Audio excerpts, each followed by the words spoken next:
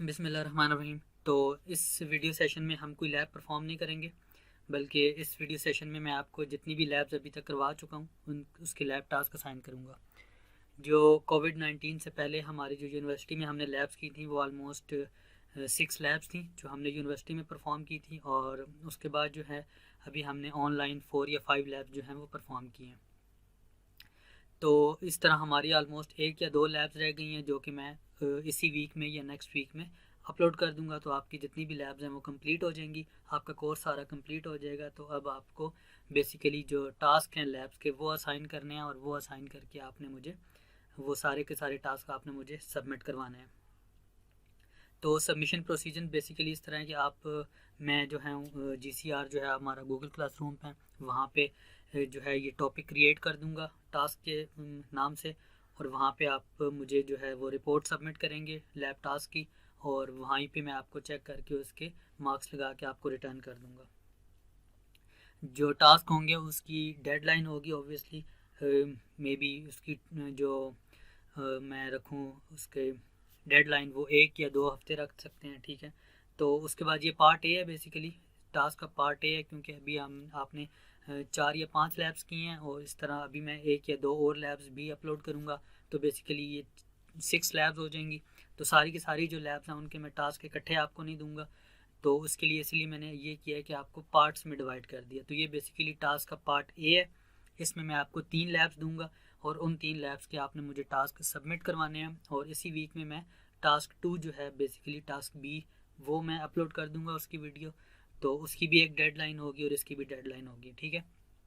इसकी जो डेडलाइन है वो मैं ऑलमोस्ट 1 वीक रखूँगा या 2 वीक रखूँगा। उस 1 या 2 वीक के अंदर अंदर आपने मुझे लैब टास्क की जितने भी हैं ये मुझे सबमिट करवाने हैं। और जो टास्क आपने मुझे सबमिट करवाने हैं, बेसिकली जो हमने वीडियो सेशन रखा था लाइव, उसमें भी मैंने आपको बताया था कि जो आपका टास्क है, जैसे आप लैब में मुझे ग्रुप में सबमिट करवाते थे, इसी तरह अभी भी आप मुझे ग्रुप में ही लैब्स की जो रिपोर्ट है वो सबमिट करेंगे। तो वो आप लोग टास्क जो हैं, अगर फॉर एग्जांपल एक टास्क है तो उसको आप ग्रुप में डिवाइड कर सकते हैं। अगर 2 लड़के हैं एक ग्रुप में, तो एक लड़का जो है वो कोड पे काम करे और एक लड़का जो है वो रिपोर्ट पे काम करे। तो इस तरह आप मुझे टास्क जो है वो सबमिट करवा देंगे, वो वहीं पे मैं चेक करूँगा, और चेक करके आपको उसको मार्क्स जो हैं वो चेक करके रिटर्न कर दूँगा। बेसिकली 3 लैब्स हैं, तो ये आप इकट्ठी एक ही रिपोर्ट नहीं बनेगी, तीनों की एक रिपोर्ट नहीं बनेगी, बल्कि हर एक लैब की अलग रिपोर्ट बनेगी। तो ये ना हो कि कोई स्टूडेंट्स जो हैं वो तीनों लैब की इकट्ठी एक ही रिपोर्ट बना के मुझे सबमिट कर दें, ऐसा नहीं करना। बल्कि हर लैब का अलग से उसकी रिपोर्ट बनेगी, और वो रिपोर्ट जो है वो मुझे आप सबमिट करेंगे ग्रुप वाइज, ठीक है। और ग्रुप आपके वही हैं जो आपके यूनिवर्सिटी में ग्रुप थे, वही वाले ग्रुप अभी भी हैं। और वो CR जो है वो मेरे पास वो लिस्ट जो है वो ऑलरेडी पड़ी हुई है। तो वो उस लिस्ट से मैं देख के ग्रुप्स की मार्किंग कर दूंगा। और इस तरह क्योंकि अभी आपके एग्ज़ाम भी नज़दीक हैं, तो बेसिकली ये आपका इस तरह से मार्किंग हो जाएगी। और इस तरह लैब आपकी 3 चीज़ों पे, एक आपकी अटेंडेंस, और दूसरी आपकी परफॉर्मेंस, और तीसरी आपकी जो लैब टास्क हैं, इन तीनों पे आपकी मैं जो टोटल मार्किंग है वो करूँगा। अगर कोई क्विज़ वगैरह रखना हुआ तो वो बाद में देखेंगे, फ़िलहाल अभी कोई क्विज़ नहीं है। फ़िलहाल आपकी सिर्फ 3 चीज़ें हैं जिस पे मैं मार्किंग करूँगा। नंबर 1 आपकी जो है परफॉर्मेंस, नंबर 2 आपकी अटेंडेंस, और नंबर 3 जो अभी मैं लैब टास्क आपको असाइन करूँगा ये आप मुझे सबमिट करेंगे। तो इन 3 जो टॉपिक्स हैं, इन 3 पे आपकी परफॉर्मेंस जो है वो पूरी की पूरी लैब की जज होगी, ठीक है। तो यहाँ तक सारी बात समझ आ गई आपको। उसके बाद जो है वो अभी तक हमने जो ऑनलाइन लैब्स की हैं वो बेसिकली कन्वोल्यूशन की हमने एक लैब की है, एक हमने फोरियर सीरीज़ की लैब की है, एक हमने फोरियर ट्रांसफॉर्म की लैब की है, और इस तरह एक हमने जी ट्रांसफॉर्म की लैब की है। तो बेसिकली 4 लैब्स जो हैं वो हमने इधर ऑनलाइन अभी कर चुके हैं। जो लैब मैंने आपको, अगर आपने ये लैब्स अभी तक नहीं देखी और नहीं समझी, तो सबसे पहले जाके यूट्यूब पे वो वीडियो लेक्चर्स जो मैंने अपलोड किए हैं वो लेक्चर्स जाके सुने और समझें, ताकि आप जो है उनके टास्क जो लैब के वो परफॉर्म कर सकें। जो कन्वोल्यूशन वाली लैब है, और जो इस तरह फोरियर सीरीज़, फोरियर ट्रांसफॉर्म और जी ट्रांसफॉर्म, ये जितनी भी लैब्स हैं इनको मैंने बेसिकली 3 हिस्सों में डिवाइड किया था, ठीक है। हर लैब के मैंने 3 पार्ट्स अपलोड किए हैं। पहले पार्ट में मैंने आपको बताया कि सपोज़ अगर फोरियर ट्रांसफॉर्म है तो फोरियर ट्रांसफॉर्म होता क्या है, ये मैंने आपको एक अलग से वीडियो बनाई और उस अलग वीडियो में मैंने आपको बताया कि फोरियर ट्रांसफॉर्म क्या होता है। फिर जो नेक्स्ट वीडियो थी उसमें मैंने आपको बताया कि मैथमेटिकली कोई भी अगर आपके पास सिग्नल है तो उसका आप फोरियर ट्रांसफॉर्म किस तरह से कैलकुलेट कर सकते हैं। और जो थर्ड थे फाइनली मैंने आपको आपका जो टास्क भी होगा वो मैंने कोड करके मैटलैब पे आपको बताया कि ये फोरियर ट्रांसफॉर्म अगर किसी सिग्नल का कोड करना हो तो वो आप किस तरह से मैटलैब पे कर सकते हैं। ठीक है, तो इसी तरह फोरियर सीरीज़ के भी 3 टॉपिक्स और इसी तरह फोरियर ट्रांसफॉर्म के और फोरियर जी ट्रांसफॉर्म, इसी तरह ये तीनों जितने भी अभी तक अपने लैब्स किए हैं इन सबको मैंने 3 हिस्सों में डिवाइड किया हुआ है। ठीक है, तो वो सारी की सारी लैब्स जो हैं वो पार्ट्स वो जाके यूट्यूब पे देखें और देखने के बाद जो मैं टास्क आपको असाइन कर रहा हूँ वो टास्क घर में करें और करके मुझे गूगल क्लासरूम पे सबमिट करें ताकि आपके मार्क्स लगें और आपकी जो ग्रेड है वो आपका फाइनल किया जाए। ठीक है, यहाँ तक बात सबको समझ आ गई। तो अभी हम लैब टास्क की तरफ चलते हैं कि आपकी जो 4 लैब्स मैंने आपको कराई हैं तो उनके 4 लैब के टास्क क्या क्या हैं और आपको किस तरह से वो टास्क करने हैं। ठीक है, तो ये बेसिकली हमारी पहली लैब थी कन्वोल्यूशन ऑफ एलटीआई सिस्टम्स। तो ये जो लैब है कन्वोल्यूशन ऑफ एलटीआई सिस्टम्स, ये लैब मैंने आपको पहले ही इसके टास्क असाइन कर चुका हूँ। लेकिन कुछ स्टूडेंट्स हैं जिसने अभी तक इनके लैब टास्क सबमिट नहीं करवाए, तो जिन्होंने अभी सबमिट नहीं करवाए तो वो आप दोबारा अगेन सबमिट कर सकते हैं। और वो स्टूडेंट्स जिनके इस लैब में मार्क्स कम थे, मतलब इसकी जो टास्क थे उसमें उनके मार्क्स कम थे, तो वो अब अगेन जो है वो सबमिट कर सकते हैं। ऑलरेडी जिनके अच्छे मार्क्स हैं वो इस लैब टास्क को ये वाला टास्क ना करें क्योंकि उनका ऑलरेडी सबमिटेड है। और अगर जिनके मार्क्स कम है और वो दोबारा ये लैब परफॉर्म करके मुझे सबमिट करवाना चाहते हैं रिपोर्ट, तो वो करवा सकते हैं। तो इसका बेसिकली ये तो लैब टास्क था जो मैंने यूट्यूब पे अपलोड भी किया हुआ है कि ये आपने किस तरह से, मैंने इसको पूरा का पूरा इसको मैंने आपको सबसे पहले बताया था कि कन्वोल्यूशन एलटीआई सिस्टम्स ही होती कैसे है।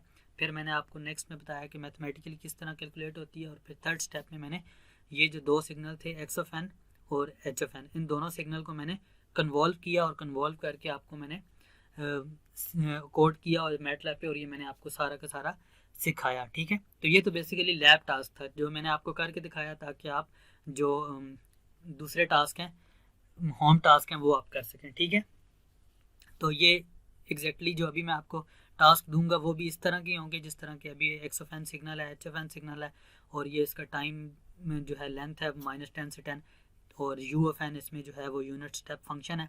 तो इस तरह से ये सारे की सारे मैंने आपको बताया हुआ है। अगर आपने स्टिल नहीं देखा तो सबसे पहले जाके जो मैंने वीडियोस अपलोड की हुई हैं वो जाके यूट्यूब पे देखें।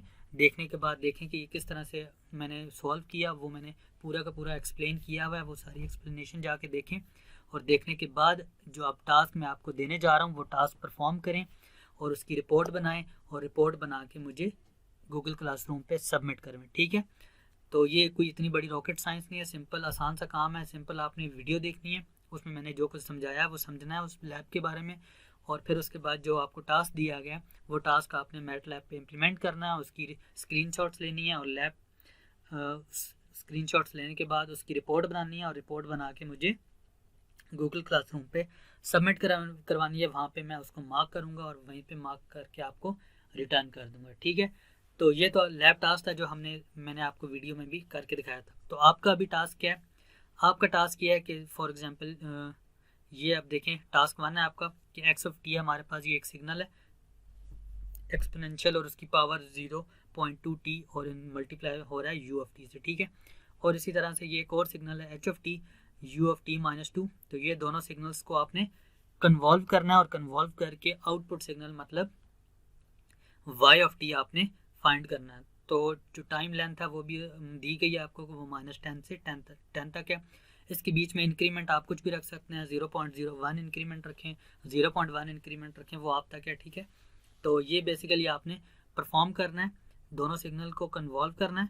कन्वोल्यूशन कैसे होती है मैं अगेन बता रहा हूँ कि ये मैंने जो वीडियो अपलोड की हुई है उसमें मैंने आपको ऑलरेडी सिखाया हुआ है कि इन दोनों से कोई भी 2 सिग्नल्स हैं अगर आप, तो वो दोनों सिग्नल्स पहले आपने मैटलैब पे करने कैसे हैं और फिर इन दोनों सिग्नल्स को आपस में कन्वॉल्व कैसे करना है और इसकी आउटपुट कैसे निकालनी है, ये सब मैं बता चुका हूँ। सिर्फ सिग्नल की वैल्यूज़ चेंज हुई हैं, प्रोसीजर सारा का सारा वही है। तो आपने ये जाके वीडियो देखने के बाद इसको परफॉर्म करना है, स्क्रीनशॉट लेनी है, रिपोर्ट बनानी है और गूगल क्लासरूम पे मुझे सबमिट करवा देनी है। ठीक है, तो ये तो हो गया टास्क 1। और जो टास्क 2 है आपका वो भी सिंपल है आपके पास कि 3 आपको सिग्नल दिए गए हैं। ठीक है, एक एक्स ऑफ एन सिग्नल दिया गया है, एक एच ऑफ एन सिग्नल दिया गया और एक H of two of N signal दिया गया। ठीक है, तो इन तीनों के तीनों सिग्नल में आप देख लें कि U of N, U of N, U of N, U of N, U of N क्या है, यू ऑफ एन हमारे पास यूनिट स्टेप फंक्शन है। यूनिट स्टेप फंक्शन हम मैटलैब पे किस तरह से क्रिएट करते हैं ये सब मैं वीडियो में ऑलरेडी एक्सप्लेन कर चुका हूँ, वो वीडियो आप लोग जाकर देख सकते हैं। ठीक है, तो आपने करना क्या है टास्क 2 में, सबसे पहले फॉर एग्जांपल अगर इस सिग्नल एक्स ऑफ एन को ले लें तो एक्स ऑफ एन सबसे पहले आपने यूनिट स्टेप फंक्शन बनाना है, उसको एक्सपोनेंशियल माइनस टी के साथ मल्टीप्लाई कराना है।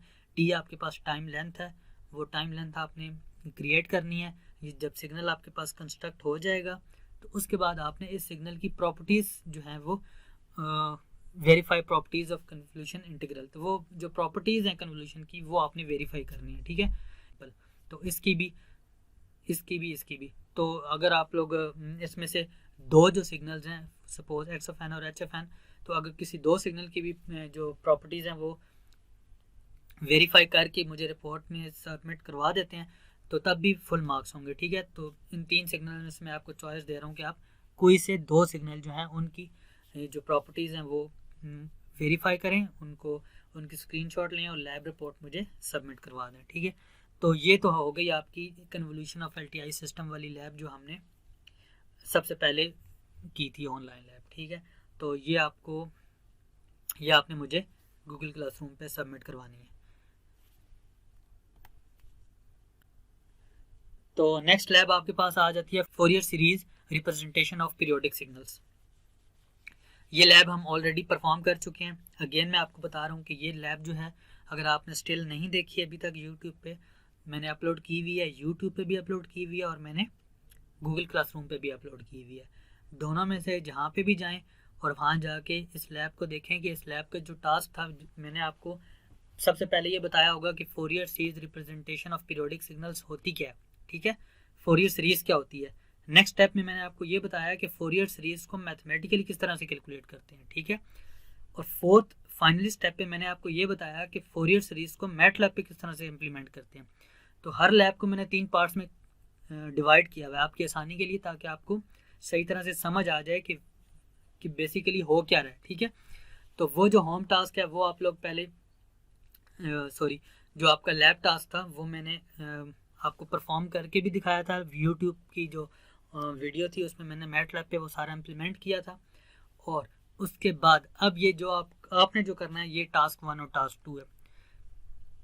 टास्क 1 क्या आपके पास कि आपने the Fourier coefficient of a periodic signal is given by the following equation, find and plot the value of its coefficient for k is equal to 1 to 5। ठीक है, तो ये कोएफिशिएंट दिए गए हैं a1, k की वैल्यू 1 रखेंगे तो ये पहला कोएफिशिएंट बन जाएगा, k की वैल्यू 2 रखेंगे तो ये दूसरा कोएफिशिएंट बन जाएगा, k की वैल्यू 3 रखेंगे तो ये थर्ड कोएफिशिएंट, और इसे k की वैल्यू 4 रखेंगे तो फोर्थ कोएफिशिएंट, और 5 रखेंगे तो फिफ्थ कोएफिशिएंट। बेसिकली ये आपके पास 5 हार्मोनिक्स आ जाएंगे। ठीक है, तो ये आप पीरियोडिक सिग्नल होंगे। ऑब्वियसली k की वैल्यू 1 रखेंगे तो ये k1 यहाँ पे आ जाएगा, यहाँ पे भी 1 आ जाएगा तो ये एक सिग्नल आ जाएगा। ठीक है, k की वैल्यू 2 रखेंगे तो ये एक और साइन का सिग्नल आ जाएगा, और इसी तरह k की वैल्यू 3 रखेंगे तो एक और साइन का सिग्नल आ जाएगा, और इसी तरह k 5 रखने से टोटल आपके पास कितने सिग्नल बनेंगे, 5 सिग्नल बनेंगे। ठीक है, 5 सिग्नल बन जाएंगे।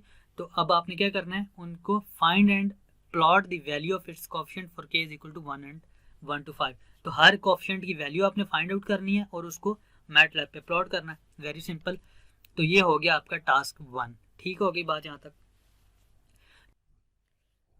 तो ये तो हो गया आपका टास्क 1। तो टास्क 2 में आपके पास बेसिकली क्या कह रहा है कि आपने ये देखिए समेशन लगाया हुआ है इसने, और समेशन कहाँ पे, साइन पे समेशन लगा हुआ है। ठीक है, तो साइन को हम ऑलरेडी प्लॉट कर चुके हैं, उसकी फोरियर सीरीज रिप्रेजेंटेशन कैसे होती है, और साइन क्योंकि पीरियोडिक सिग्नल है तो हम पीरियोडिक सिग्नल की ही फोरियर सीरीज रिप्रेजेंटेशन कर रहे हैं। तो वो सारे की सारे जो चीज़ें हैं वो हम ऑलरेडी मैंने अपनी यूट्यूब की वीडियो में भी अपलोड की हुई है और मैंने आपको सारा का सारा उसमें एक्सप्लेन कर दिया है। ठीक है, तो अब इसमें क्या करना है, इसमें डिफरेंस क्या है उसमें और इसमें डिफरेंस सिर्फ ये है कि आपको अब समेशन ले लिया उसने। समेशन कहाँ से लिया है, k is equal to 1 to infinite तक समेशन ले लिया, और उसने बोला कि जो ये जो साइन के साथ ये वैल्यू मल्टीप्लाई हो रही है सिंपल। अब जब k 1 होगा तो k की वैल्यू आप 1 रख देंगे, जब k 2 होगा तो k की वैल्यू 2 रख देंगे। तो अब क्या कह रहा है आपको, कह रहा है कि plot the function in MATLAB up to k is equal to 15। ठीक है, तो मतलब हम अब समेशन कहाँ से कहाँ तक लगाएंगे, समेशन लगाएंगे k इज इक्वल टू 1 से k is equal to 1 to 15। ठीक है, तो ये आपके पास समेशन लग जाएगा। और समेशन के बाद आपको क्या कह रहा है कि जो take omega is equal to 2 pi, और जो ओमेगा की वैल्यू है वो कह रहा है 2 पाई रखें। और इसी तरह जो आपको टाइम एक्सेस है वो भी उसने डिफाइन कर दिया कि टाइम एक्सेस आपके पास ये हो। ठीक है, तो यहाँ पे आप टाइम एक्सेस भी डिफाइन हो गया, तो ये आपका हो गया पार्ट ए जो है। ठीक है, उसके बाद क्या कह रहा है, now increase K up to 1000 and see the effect. तो अब क्या कह रहा है कि पहले आपने के की वैल्यू जो थी 15 तक रखी थी, अब आप ऐसा करें कि के की वैल्यू को 1000 तक लेके जाएं और उसका जो इफेक्ट है उसको एक्सप्लेन करें, दैट्स इट। तो सिंपल, मैंने जो आपको लैब में जो ऑनलाइन लैब आपकी जो मैंने वीडियो अपलोड की थी उसमें मैंने साइन के 4 सिग्नल लिए थे, और साइन की जो 4 सिग्नल थे और उसके डिफरेंट कोएफिशिएंट्स पे मैंने उसको प्लॉट किया था। ठीक है, तो मैंने आपको बताया था कि ये फोरियर सीरीज रिप्रेजेंटेशन हो रही है पीरियोडिक सिग्नल की, और उसमें क्या डिफरेंस है और ये किस तरह से सारी की सारी कहानी जो थी वो मैंने आपको समझाई थी। अब आपको क्या कह रहा है, सिंपल आपको सिर्फ जो समेशन है ना वो ले आया। समेशन क्या कर रहा है कि आपको अब, पहले आपके पास मैंने सिर्फ 4 सिग्नल दिए थे, तो अब आपको वो के की 15 वैल्यू कह रहा है, तो इसका मतलब कि के की 15 वैल्यू है, तो अब जो आपके पास 15 कोएफिशिएंट्स आएंगे और इस तरह आपके वो समेशन हो जाएंगे, और आपके पास जो आउटपुट रिजल्ट आएगा वो आपने सिर्फ एक्सप्लेन करना है कि वो जब आप k इज इक्वल टू 15 तक लेते हैं और जब आप k इज इक्वल टू 1000 तक लेके आते हैं, तो उसके दरमियान आपको क्या डिफरेंस क्या नजर आता है, वो इफेक्ट जो है वो आपने एक्सप्लेन करना है। ठीक है, और उसके बाद जो दूसरा टास्क 2 का जो दूसरा पार्ट है उसमें कह रहा है कि plot the function in MATLAB up to k is equal to 15, take omega is equal to 2 pi and t जो टाइम एक्सेस है ये हो, now increase k up to 1000 and see the effect. तो अब आपको अगेन क्या कह रहा है कि k की वैल्यू 15 रखें, ओमेगा की वैल्यू 2 पाई रखें, और जो t टाइम एक्सेस है वो ये रखें। तो आप अब k की वैल्यू को 1000 तक इंक्रीज करने के बाद आप इफेक्ट एक्सप्लेन करें। अब उस वाले में आपको कह रहा था कि इंक्रीमेंट कितना रखना है, 2। इसमें आपको इंक्रीमेंट नहीं कहा उसने। ठीक है, तो इसमें इंक्रीमेंट आपको नहीं बताया हुआ, तो उसमें आपको इंक्रीमेंट बताया हुआ। और ये चीजें आपने दोनों करके प्लॉट करना, और प्लॉट करके स्क्रीनशॉट लेनी है, स्क्रीनशॉट लेके आपने सबमिट करवा देनी है। तो इतना सा काम था थोड़ा सा, तो ये आपने करना है और ये आपने मुझे लैब में सबमिट करवा देना है। तो इतना कोई इसमें बड़ी कहानी नहीं है। ठीक है, चलें अब नेक्स्ट चलते हैं। नेक्स्ट हमारे पास क्या था कि मैंने आपको दिया था Fourier transform of signal in MATLAB. तो सबसे पहले तो मैंने आपको बताया कि फोरियर ट्रांसफॉर्म क्या होता है। ठीक है, फोरियर ट्रांसफॉर्म क्या होता है वो हमने 3 पार्ट्स में, मैंने इसको जो वीडियो बनाई मैंने इसकी वो 3 पार्ट्स में बनाई। इसमें मुझे टाइम बहुत लगा क्योंकि मैं एक वीडियो भी तो बना सकता था, डायरेक्टली आपको बता देता कि फोरियर ट्रांसफॉर्म है और ये इसका कोड इस तरह से लिखा जाता है। ठीक है, फोरियर ट्रांसफॉर्म की एक कमांड है। ठीक है, और उस कमांड से फोरियर ट्रांसफॉर्म कैलकुलेट हो जाता। तो अगर मैं चाहता तो मैं सिर्फ वो कर लेता और आपको मैं एक 10 मिनट की वीडियो बनाता और उसमें आपको बता देता कि ये इसका जो फोरियर ट्रांसफॉर्म है इस तरह से कैलकुलेट होता है और दैट्स इट। लेकिन मुझे ये करने में मुश्किल हुई। ठीक है, और ये क्योंकि ये नया सॉफ्टवेयर है, ये सारा एनवायरनमेंट न्यू है मेरे लिए, लेकिन फिर भी मैंने क्या किया कि इसको आपके लिए इस फोरियर ट्रांसफॉर्म को मैंने 3 पार्ट्स में डिवाइड किया। पहले पार्ट में मैंने आपको समझाया कि ये फोरियर ट्रांसफॉर्म होता क्या है। ठीक है, उसकी बैकग्राउंड थ्योरी क्या है, वो किस तरह से काम करता है, ये सारी की सारी चीज़ें मैंने इन डिटेल आपको इस वीडियो में बताई। वंस आप लोगों को पता लग गया कि फोरियर ट्रांसफॉर्म क्या होता है, देन नेक्स्ट स्टेप पे मैं गया और उसको मैंने अलग से वीडियो बनाई कि फोरियर ट्रांसफॉर्म को मैथमेटिकली किस तरह से कैलकुलेट किया जाता है। ठीक है, क्योंकि अगर आपको ये पता लग जाए कि मैथमेटिकली किस तरह कैलकुलेट होता है तो आप मैटलैब पे आसानी से कैलकुलेट कर सकते हैं। ठीक है, तो फाइनली जो स्टेप था वो मैंने आपको बताया कि आप इसको मैटलैब पे किस तरह से कोड करके फोरियर ट्रांसफॉर्म कैलकुलेट कर सकते हैं। ठीक है, तो ये मुझे इसमें बहुत एफर्ट करनी पड़ी कि इसको 3 पार्ट्स में डिवाइड करना और 3 वीडियोस बनाना, 3 दफ़ा अलग से रिकॉर्डिंग करना, ये सब की सब चीज़ें बहुत मुश्किल थी। लेकिन जो मकसद है अगर वो ना पूरा हो तो फिर आपको लैब करवाने का कोई मकसद नहीं है। ठीक है, अगर मैं डायरेक्टली आपको बता दूं कि ये कमांड है और इस कमांड से फोरियर ट्रांसफॉर्म कैलकुलेट होता है तो फिर वो मकसद फोत हो जाता है सीखने वाला। क्योंकि मुझे पता है जितने भी स्टूडेंट्स हैं किसी को भी नहीं मालूम होता कि फोरियर ट्रांसफॉर्म क्या है। ठीक है, सिवाय एक फार्मूला के किसी स्टूडेंट को ये नहीं मालूम होता कि फोरियर ट्रांसफॉर्म क्या है या जी ट्रांसफॉर्म क्या है या फोरियर सीरीज क्या है, ये किसी को मालूम नहीं होता। सिवाय सबने एक फार्मूला रटा होता है, वो फार्मूला वो लिखते हैं, लिख के और उसको सॉल्व करके क्या देते हैं, ये इस तरह से हो जाता है। बस इसके पीछे क्या है किसी को कुछ नहीं पता। लेकिन इसलिए मैंने इसको क्या किया कि इसको पार्ट्स में डिवाइड किया, 3 पार्ट्स बनाए, उसको मैंने यूट्यूब पे अपलोड किया आपको, आपकी आसानी के लिए कि आपको पता लग जाए कि फोरियर ट्रांसफॉर्म क्या होता है। वंस आपकी एक जो है मोटिवेशन डेवलप हो जाती है कि बेसिकली इसका मकसद क्या है, तो फिर आप जो है वो नेक्स्ट उसकी मैथमेटिक्स भी करने में आपको मज़ा आता है और इस तरह आपको कोड करने में भी उसका मज़ा आता है। ठीक है, तो ये इसलिए मैंने 3 पार्ट्स में डिवाइड करके आपको वीडियोज़ अपलोड की। तो चाहता तो मैं एक ही वीडियो में ये सब कहानी ख़त्म कर सकता था, लेकिन मैंने ऐसा नहीं किया। ठीक है, तो मैंने अगर इतनी एफर्ट किया तो मैं चाहूँगा कि अब आप भी इसके जो लैब टास्क है वो मुझे अच्छे से परफॉर्म करके और मुझे लैब रिपोर्ट जमा करवाएं। ठीक है, तो हमने क्या किया था, हमने ये किया था कि ये सिग्नल है, ठीक है, साइन का सिग्नल था, तो इस साइन का मैंने फोरियर ट्रांसफॉर्म कैलकुलेट किया था। ठीक है, तो इसका मैंने फोरियर ट्रांसफॉर्म कैलकुलेट किया, आपको बताया फोरियर ट्रांसफॉर्म क्या होता है। फिर मैंने ये सिग्नल लिया, इस सिग्नल का मैंने फोरियर ट्रांसफॉर्म कैलकुलेट किया और फिर मैंने फाइनली आपको मैटलैब पे कोड करके दिखाया कि साइन का जो है वो फोरियर ट्रांसफॉर्म किस तरह से कैलकुलेट किया जाता है। तो अब मैं जो आपसे चाहूँगा वो मैं कोई इतनी बड़ी कोई लंबी चौड़ी चीज़ें नहीं चाहूँगा, मैं भी आपसे यही चाहूँगा कि आप कोई सिग्नल दूंगा और उस सिग्नल का मैं कहूँगा कि आप मुझे इसका फोरियर ट्रांसफॉर्म मैटलैब पे कैलकुलेट कर दें और उसकी आउटपुट जो आ रही है वो मुझे स्क्रीनशॉट लेके लैब रिपोर्ट में सबमिट कर दें। ठीक है, तो टास्क क्या है आपके, पहला टास्क आपका ये है, देखें मैंने साइन का आपको बोला था कि साइन का जो फोरियर ट्रांसफॉर्म है वो किस तरह से कैलकुलेट होता है। मैंने वो वीडियो में आपको पूरा सिखाया कि साइन का फोरियर ट्रांसफॉर्म किस तरह से कैलकुलेट किया जाता है। तो अब मैं आपसे क्या चाह रहा हूँ, मैं आपसे ये चाह रहा हूँ कि मुझे आप कॉस का जो है फोरियर ट्रांसफॉर्म कैलकुलेट करके दिखाएं। तो इसमें कोई इतनी बड़ी मुश्किल नहीं है। ठीक है, कोड जो है सिंपल एक कमांड है, उस कमांड को यूज करते हुए आप फोरियर ट्रांसफॉर्म कैलकुलेट कर सकते हैं। प्लस एक क्या करना है कि ये कमांड यूज करनी है, शिफ्ट की कमांड। ये जो हमारा लाइव सेशन था, मुझे याद है अभी कि एक स्टूडेंट ने क्वेश्चन किया था कि सर ये स्पेक्ट्रम अराउंड जीरो का क्या मतलब है। तो स्पेक्ट्रम अराउंड जीरो जो है उसके लिए कमांड यूज होती है FFT शिफ्ट। ठीक है, और ये क्यों करते हैं, ये अपनी आसानी के लिए हम यूज करते हैं, इसलिए क्योंकि जो आपका सिग्नल है जब आप क्योंकि अभी ये देखें ये आपका जो XFT सिग्नल है ये टाइम डोमेन में है। ठीक है, तो जब आप इसका फोरियर ट्रांसफॉर्म कैलकुलेट करेंगे तो ये कन्वर्ट हो जाएगा किस में, फ्रीक्वेंसी डोमेन में। जब कोई भी सिग्नल फ्रीक्वेंसी डोमेन में जाता है तो उसका एक स्पेक्ट्रम बन जाता है। ठीक है, स्पेक्ट्रम क्या होता है, रेंज ऑफ फ्रीक्वेंसीज, कि वो जो सिग्नल है उसकी रेंज क्या है। ठीक है, उसकी फ्रीक्वेंसीज की रेंज क्या है। तो हम क्या चाहते हैं कि अगर फॉर एग्जांपल उसकी रेंज जो है वो कोई नेगेटिव में आ रही है सारी, तो वो आप जो है उसको उसका जो एक्सेस है उसको आप चेंज कर सकते हैं FFT शिफ्ट की कमांड यूज करके। आप उसका जो स्पेक्ट्रम है उसको जीरो पे लेके आ सकते हैं। ठीक है, तो जब जीरो पे आ जाएगा तो आपको पता लग जाएगा कि पॉजिटिव पे कितनी फ्रीक्वेंसीज जा रही हैं, नेगेटिव पे कितनी फ्रीक्वेंसीज जा रही हैं। ठीक है, तो इसलिए हम FFT शिफ्ट यूज करते हैं ताकि हम इसका स्पेक्ट्रम देख सकें अपनी आसानी के लिए।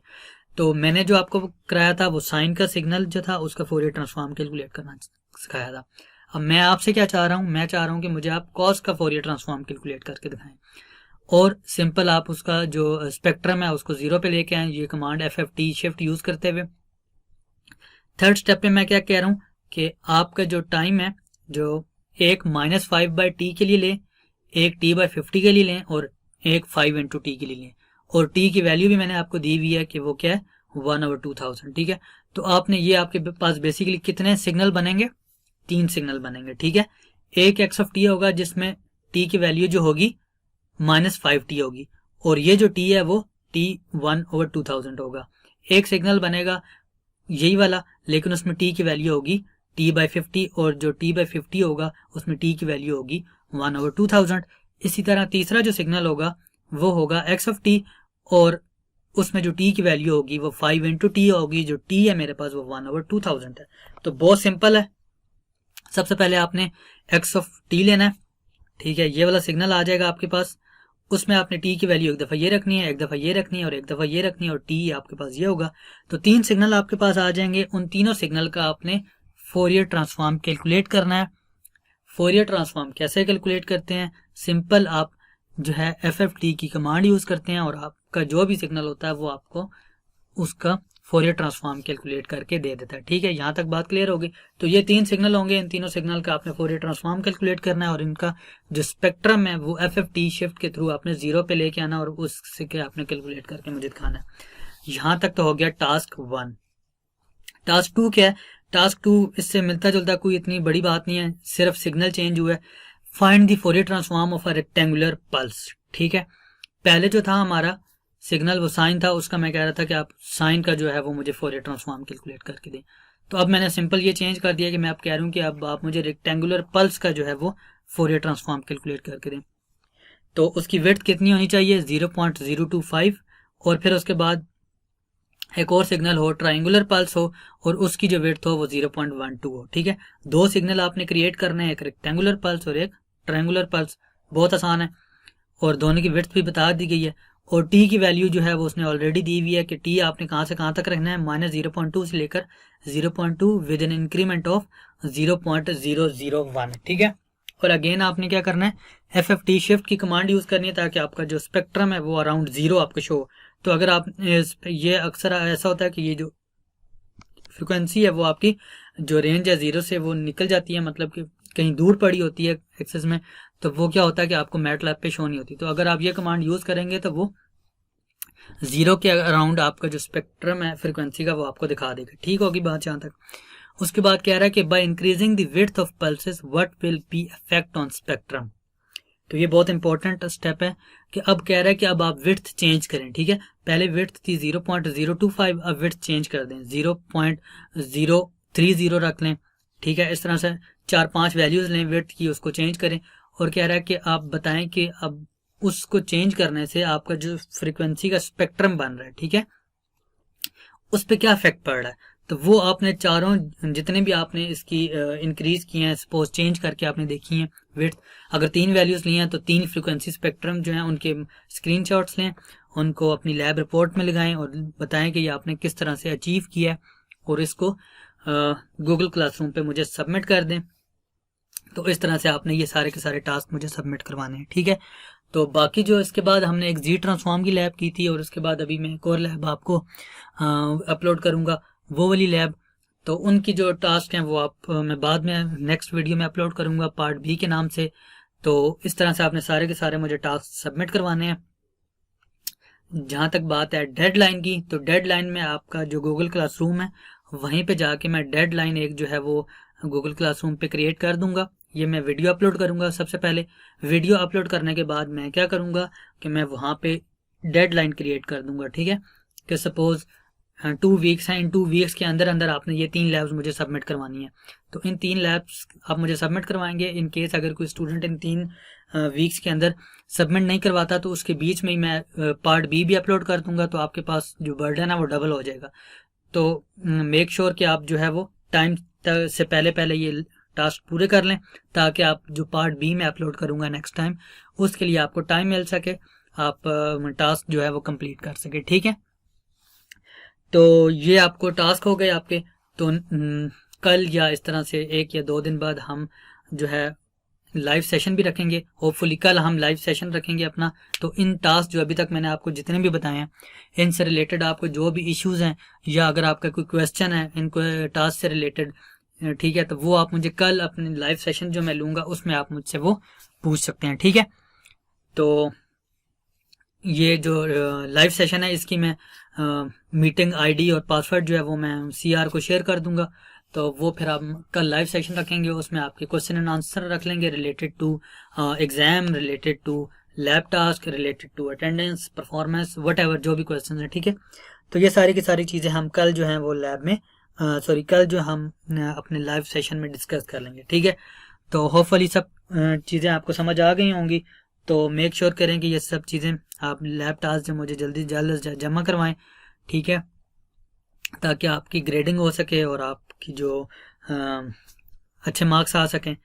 तो चलें फिर इस लाइव वीडियो सेशन को ख़त्म करते हैं, और अल्लाह हाफिज़, फ़ी अमान अल्लाह।